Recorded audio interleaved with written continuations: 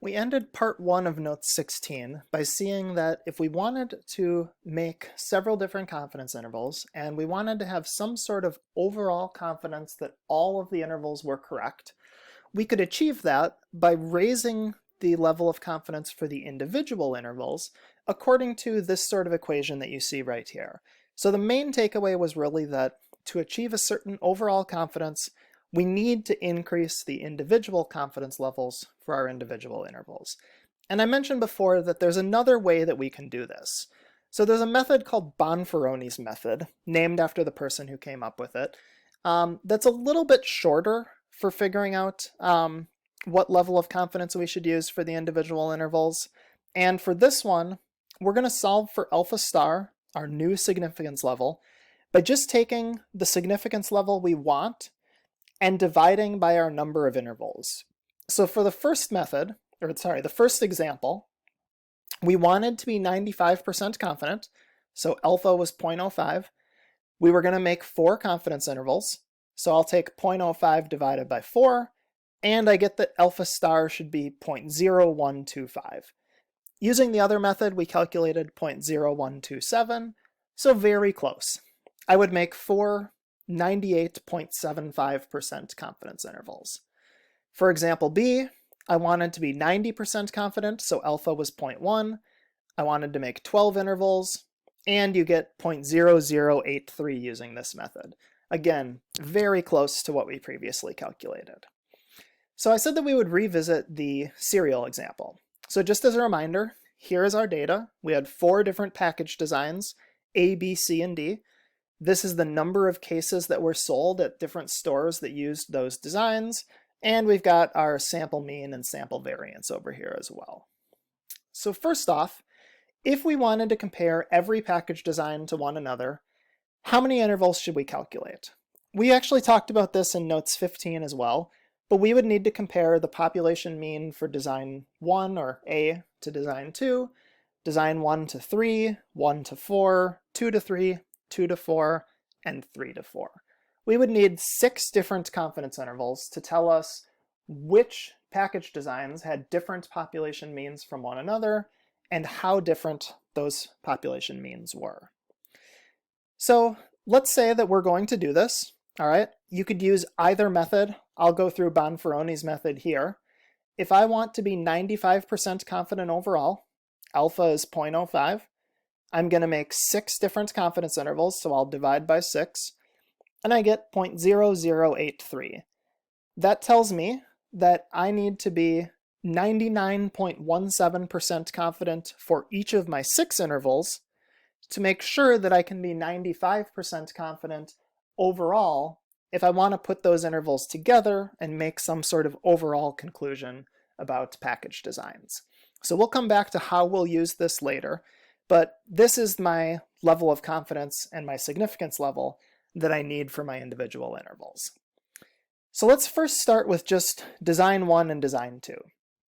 Going back earlier in the semester, if we only have 2 groups, we can make a 2 independent samples confidence interval, and this is the formula that we used back then. We're going to use a very similar formula now. We're just going to make a couple small changes here. So what are those changes that we're going to make? First off, to find T star, I need to use alpha star instead of alpha. So I don't want to put 0.05 here. I want to put 0.0083 for my alpha. That makes sense because I need to make a 99.17% interval. The other thing that I'm going to do is before the degrees of freedom were n1 plus n2 minus 2, but we actually have more information now. We're only specifically comparing these 2 package designs, but really we've got information from all 4 of them. So for the critical value, we're going to use the degrees of freedom for n minus I, which is our overall sample size minus our number of groups. And that's the within groups degrees of freedom that we talked about back in notes 15. And then lastly, instead of the pooled standard deviation, you remember we had some sort of complicated formula for it previously, we're going to take the square root of the mean squares within, and we're going to use that as our estimate of the pooled variability or pooled standard deviation. And really, if you only had two groups, this formula would look exactly like it looked before. So we're just kind of adjusting things for cases where we might have more than two groups as well. All right. So if you were to do this, here's what our formula would look like. I've replaced alpha with alpha star. I've replaced n1 plus n2 minus 2 with n minus I. And I've replaced sp with square root of mean squares within. If I plug in numbers that we've seen previously and find the critical value based on what we just saw, I get 3.056 for my critical value. And I can actually show you real quick where this is coming from, just as a refresher. So n minus I, that was 19 minus 4. So my sampling distribution is a t distribution with 15 degrees of freedom. And I want 99.17% in the middle here. So let me change this to 0.9917. It wants me to go to 3 decimals, so I'll put 0.992. And here's that 3.056. So I'm just finding the critical value for a 99.2% confidence interval. This side simplifies to 1.2. This side, if you multiply these things together, you get 6.28. And so I would get a confidence interval from negative 5.08 to positive 7.48. Now remember, this is a 99.17% confidence interval because I used alpha star here. So if I was just interpreting this specific interval, I might say something like, I am 99.17% confident that the population mean cereal sales is anywhere from design A having 5.08 cases less than design B to design A having 7.48 cases more than design B. And what we're usually looking for when we're comparing two different population means is whether our interval is negative, or it's positive, or in a case like this, it's both. It's got a negative lower endpoint and a positive upper endpoint. And so what we'll see is that this interval contained both positive and negative numbers, which implies that there's not a significant, statistically significant anyway, difference in population mean sales for design 1 and design 2. In other words, we said that there is sufficient evidence that at least one population mean sales is different among the 4 package designs. We just didn't find evidence that it's between design 1 and 2. So we would need to look at those other 5 confidence intervals that we said we needed to calculate. All right. We can have SAS do this for us, and there's 2 different ways to do it. If you ignore this line right before the run line, everything else is the code that we saw back in Notes 15. But there's 2 ways that we could run this last line before the run line, and it will add these simultaneous confidence intervals to our output. So I'd recommend that you find this file, try both of these, see how the output differs between them. But for now, I'm just going to focus on one of them. I'm just going to focus on the means option. So if you run this code, you'll get all of the output that you would have gotten previously, but you're also going to get simultaneous confidence intervals comparing all of the different package designs. And this is what the SAS output will look like. So there were a couple blanks in here that I've filled in, but you can see here it's telling us which groups we're comparing. Here, this is the sample mean difference. So the sample mean for design 4 minus the sample mean for design 3. That's this part here. You may remember that that's the left-hand side of our confidence interval formula. So before we do the plus or minus, that's going to be right in the middle of our interval. And then we've got a bunch of different confidence intervals.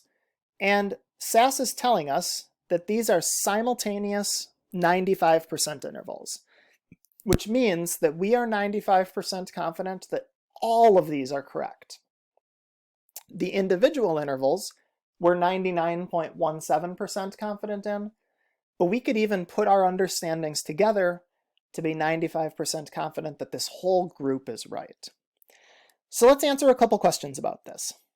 If you haven't done so yet, I might recommend, again, pause the video, try to answer these next couple questions on your own.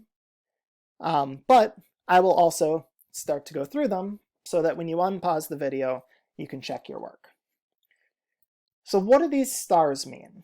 If you look carefully, you'll notice that every single time there's a star, star, star right here, the interval is either entirely positive, like this one here, or it's entirely negative, like this one here.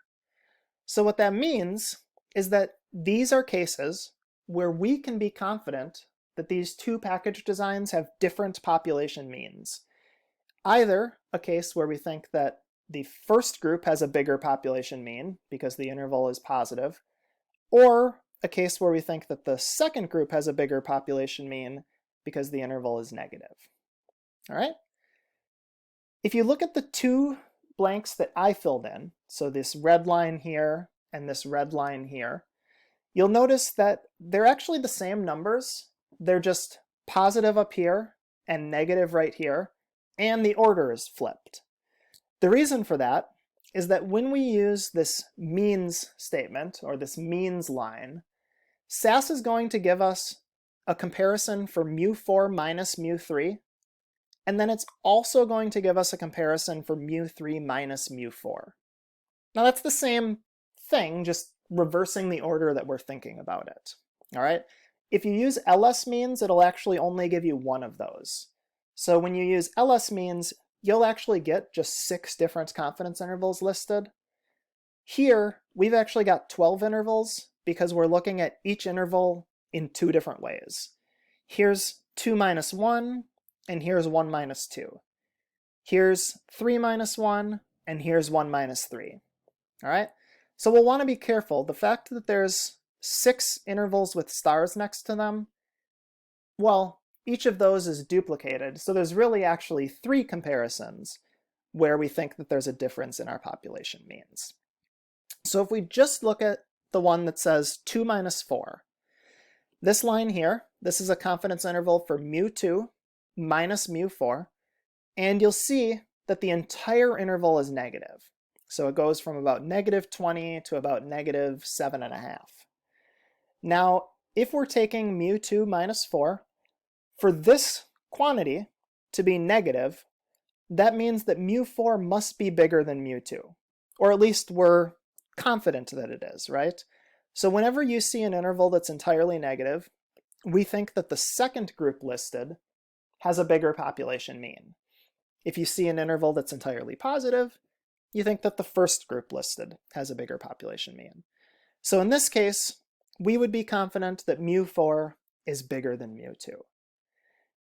In the third part of our Note 16 videos, we're going to look at how we take all of this information and put it together to reach overall conclusions that would really be the types of things that people would be interested in.